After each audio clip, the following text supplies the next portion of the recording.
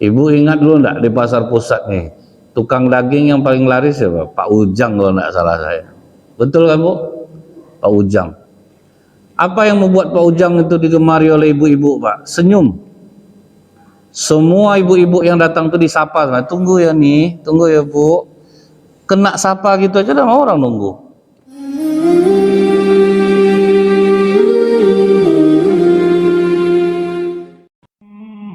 Jadi disitulah Rasulullah latihan Pak, tersenyum menyambut orang. Muka kita nih Bu, kalau jadi pedagang, muka kita nih bisa cari rezeki Pak. Ibu, ada orang jualan harian misal di sekitar sini Bu, murah senyum, kemudian Ibu pilih-pilih cabai, pilih aja lah Kak, enggak apa-apa lah, pilih aja lah, carilah yang bagus. Oh itu betah orang belanja sama dia. Tapi Bu yang satu ini muka cemberut terus Bu, tapi rajin zikir, wah tasbih di tangan tuh Pak, tapi muka cemberut. Dipilih-pilih orang telur ngamuk, saya pilih telur itu lagi sama bentuk semua, pecah lah telur itu nanti. Siapa yang mau belanja sama dia? Datang orang bilang kedai saya ini nampaknya kena santet sama orang, bukan kena santet, muka dia itu yang buat kena santet tuh. Dia sendiri yang ngasih sihir di kedai dia tuh. Pelayanan tidak bagus, orang juga kita salahkan. Allah mengatakan apa Bu? Wa ma asobakum min musibatin fabima kasabat aidikum wa ya'fu an katsir. Dan apa saja musibah yang menimpa kamu, salahkan diri kamu sendiri. Tidak ada Allah yang salah, kita yang salah. Bapak rajin sholat, tuh kerja sama orang, suka membantah-bantah, mana lah dipakai orang. Ini udah rajin sholat, ini ada yang bilang tuh, saya udah rajin sholat jamaah Ustaz. Kenapa saya kerja itu susah? Bapak sombong katanya. Kita kalau kerja sama orangnya, tinggalkan harga diri kita di bawah telapak kaki, baru bisa kita kerja. Ini disuruh-suruh orang, bangkitlah egonya Pak. Awak lah disuruh-suruh ya. Siapa yang mau pakai orang macam itu Pak? Jadi kalau kita kerja sama orang, taruh harga diri di bawah telapak kaki. Nah, karena kita disuruh-suruh orang Pak.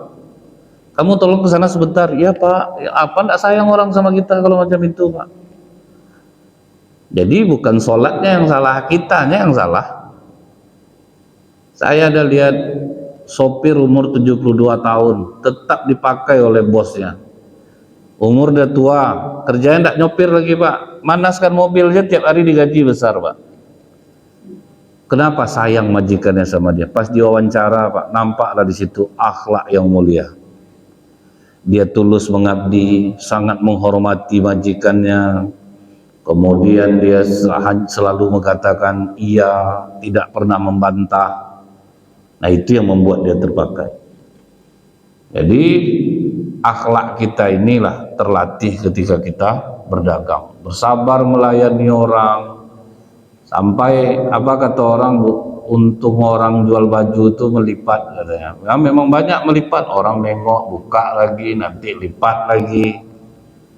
Kesabaran mesti tinggi menghadapi orang, sudah pilih-pilih nggak jadi. Jadi di situ Bu terlatih kesabaran, terlatih Rasulullah melayani orang. Kemudian Rasulullah mengajarkan kejujuran di dalam berdagang. Disitulah mulai naik nama Rasulullah SAW. Nah, mulai Rasulullah Bu habis dari jualan dekat Abu Thalib itu disuruh Abu Thalib lah, pergilah ke pasar-pasar yang dekat Mekah ini. Jadi kalau sekarang pasar kaget lah Pak. Situ jualan berapa hari, situ nanti jualan berapa hari. Nah, mulailah Rasulullah tuh, dan udah mulai pula Pak bawa barang Ummul Mukminin Khadijah. Nah, dibawa barang Ummul Mukminin Khadijah, pindah-pindah tuh dulu sekitar Mekah sampai naik pamorlah Rasulullah nih Pak, kejujuran dia, pelayanan dia kepada orang ketika jualan. Barang buruk dibilang buruk, barang baik dibilang baik. Ini dari jauh nampak tulisan duku Pak, 5.000 Pak. Rupanya pas dekat ada tulisan kecil ujung setengah Bu. Enggak nampak setengah itu tadi Pak. Akhirnya kita ke situ, rupanya setengah rupanya. Kan tidak nampak selalu Pak tulisan itu kecil. Di swalayan diskon nih, udah sampai kasir. Kalau pembelian 100.000 ke atas baru dapat. Udah sampai kasir Pak. Nah itu dianggap kecerdasan. Sesuatu hal yang buruk dianggap kecerdasan. Nah, jadi sudah mulai itu Pak, terkenal Rasulullah ini Bu, berdagangnya itu pokoknya enak lah, tidak ribut. Kalau kita lihat nih Pak ya, kan banyak orang dagang tuh ribut, balilah. Kalau masuk kita pasar tuh. Rasulullah tidak mau seperti itu Bu. Caranya bagaimana? Dibiarkannya orang dagang dulu, udah habis dagangan orang baru dia jualan Pak. Jadi dia tidak perlu ribut lagi, tinggal barang dia aja lagi. Dengan keramah tamahan, akhirnya banyak loh orang belanja, mau orang menunggu gitu, mau orang menunggu. Ibu ingat dulu enggak di pasar pusat nih, tukang daging yang paling laris siapa? Pak Ujang kalau enggak salah saya. Betul kan Bu? Pak Ujang. Apa yang membuat Pak Ujang itu digemari oleh ibu-ibu Pak? Senyum. Semua ibu-ibu yang datang tuh disapa, tunggu ya nih, tunggu ya Bu. Kena sapa gitu aja udah mau orang nunggu. Sampai lengang seluruh tukang daging di pasar pusat tuh, masih ingat, lengang yang lain tuh. Tetap ibu-ibu belinya di Pak Ujang. Kemudian dia selalu memberi lebih, ngasih lebih daging tuh Pak. Karena kata Rasulullah, orang Islam kalau dagang jujur saja tidak cukup. Kalian dagang harus sedekah. Jadi suka melebihkan. Itu yang harus membedakan umat Islam dagang, suka bersedekah. Ini pedagang Bu terlalu jujur pula, beda sedikit lagi tetap juga ditimbangnya terus Pak, nggak mau berlebih. Memang jujur macam itu, tapi muak orang nunggu, lama orang nunggu Pak, dia harus timbang lah, dia nimbang tuh. Gula sekilo betul-betul segini-gini dia dikurangi ya Pak. Saya pening orang nunggu Bu. Timbangan cabai yang digitukan orang itu betul-betul mikir betul orang. Karena cabai mahal ya Bu ya. Tapi itulah sebetulnya gini Bu kan, kalau misalnya cabai itu mahal dia, jangan beli sekilo gitu kan Bu ya. Karena orang banyak Pak risau, misalnya ayam naik pula, itu usah makan ayam, pindah makan ikan. Itu sebetulnya kalau kita nih Bu, tidak begitu ini, kita seharusnya kita tidak mesti ikut memikirkan hal itu, karena memang berat juga kan Bu ya. Cerita juga kita tiap hari Pak, tidak juga ada solusinya. Jadi memang sekarang ini cabai sangat mahal, besok ikan main bakar aja kita. Kasih kecap itu lagi Pak ya, kasih garam, kurang-kurangi lah makan lado lagi. Nah setelah itu Pak, begitu Rasulullah sudah naik pamornya sebagai pedagang yang jujur, berakhlak baik, pas umur dia 20, kata pamannya, Muhammad, kau kan udah besar sekarang nih, orang mau invasi dagang ke Syam, berangkatlah kau. Kata Rasulullah, tidak usahlah paman, karena kalau orang-orang Mekah ini, mereka ini kan pedagang-pedagang ulung. Jadi kalau untuk keluar negeri itu tidak mungkin dia mempercayakan kepada orang. Lebih mau mereka itu memberikan kepada anak atau saudara mereka daripada ke orang lain. Jadi biarlah aku di Mekah aja lah dulu paman. Datang pamannya bilang, kau kan dulu ada bawa barang Khadijah, cobalah minta barang Khadijah. Barang Khadijah itu kau bawa ke Syam. Kata Rasulullah, ndaklah paman, banyak yang melamar itu paman untuk jualan barang Khadijah itu, orang-orang tuh udah lain pengalamannya, kelasnya udah berbeda kalau untuk pergi dagang ke Syam itu. Akhirnya kata pamannya, ndak bisa kita macam itu Muhammad, pergi ke sana minta sama Khadijah, ndak mungkin kau nunggu aja di sini. Kata Rasulullah, kalau memang rezeki aku paman, mungkin Khadijah yang datang kemari untuk meminta aku membawa dagangan dia. Agak marah pamannya, ndak ada dalam sejarah orang nyari kerja macam itu, kerjalah yang akan datang, kata pamannya. Diam aja Rasulullah. Ternyata betul Pak, datang utusan Ummul Mukminin Khadijah ke rumah Abu Thalib. Paman, Muhammadnya mana? Ada di dalam. Aku utusan Nyonya Khadijah. Terkejut Abu Thalib. Betul juga Muhammad ini datang utusannya. Kenapa demikian, Pak?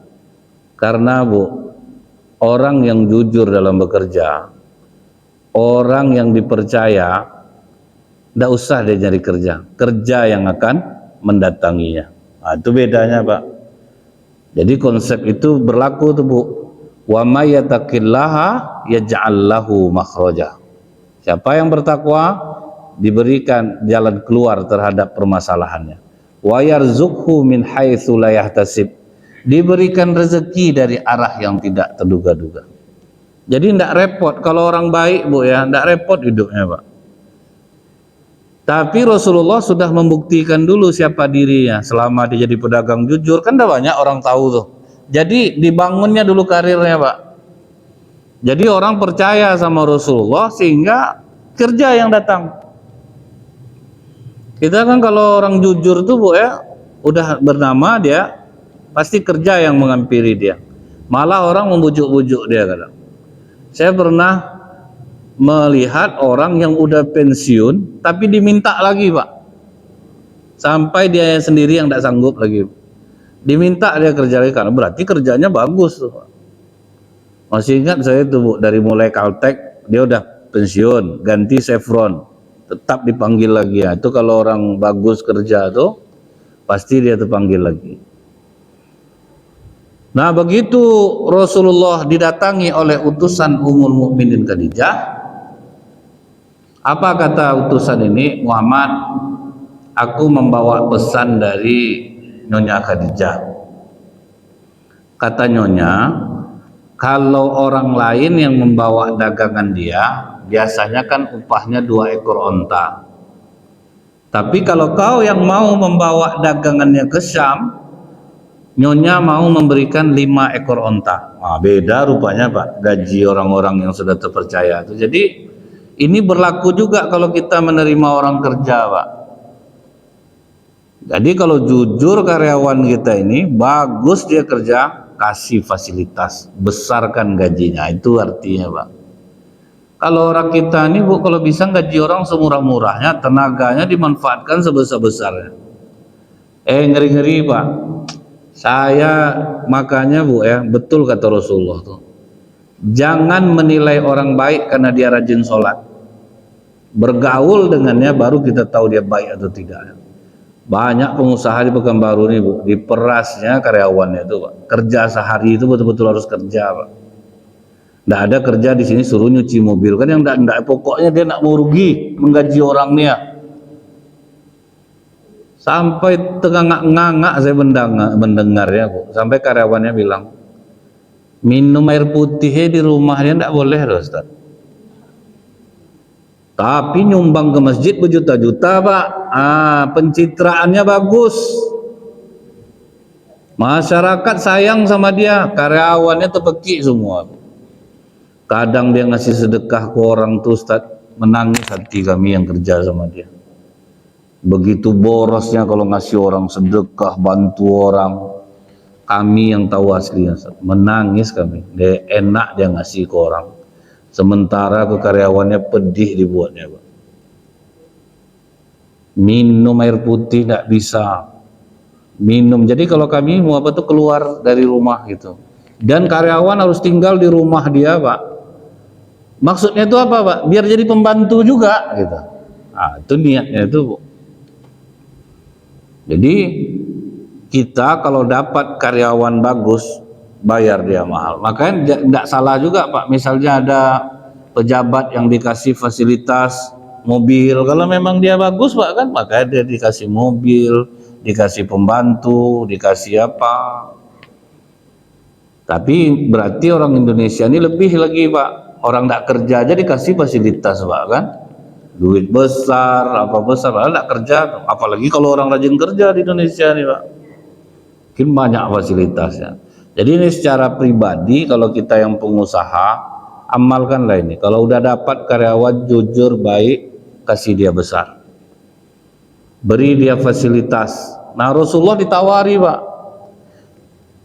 Onta upahnya 5, orang 2, kalau Rasulullah mau 5. Dikasih lagi bu pembantu, namanya Maisaroh. Ingat Maisaroh ini laki-laki pak, bukan perempuan. Nama ini kadang-kadang nama dari bangsa-bangsa ini kan berbeda-beda ya bu ya. Kadang kalau di Indonesia ini identik, kalau nama Fitri itu kan laki-laki, perempuan pak.